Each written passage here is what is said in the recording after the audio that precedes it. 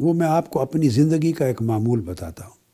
آپ 100 بار سنا آپ نے میرے منہ سے، مگر پرابلم یہ ہے کہ جب ہم کارکن بن جاتے ہیں، لیڈر بن جاتے ہیں،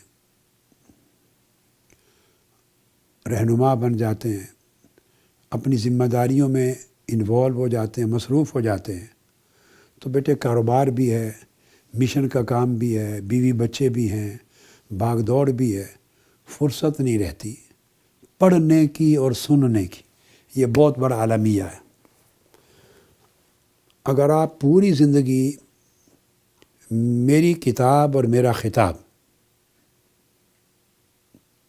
پوری زندگی اسی طرح سنتے رہیں جس طرح سفر شروع کرنے سے پہلے یا اوائل سالوں میں سنتے تھے، تو کبھی بھی آپ کو ٹربل نہیں آئے گی. ہمارا عالمیہ یہ ہے کہ ہم مشن میں شریک تو ہوتے ہیں سن کر پڑھ کر، موسٹلی سن کر خطابات کو.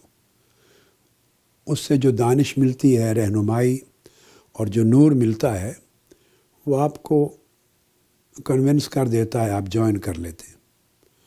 اور ایک زمانے تک آپ کی ضرورت ہوتی ہے، چونکہ آپ نے لوگوں کو سمجھانا ہے، پیغام پہنچانا ہے، تو سو پڑھتے بھی رہتے ہیں اور سنتے بھی رہتے ہیں.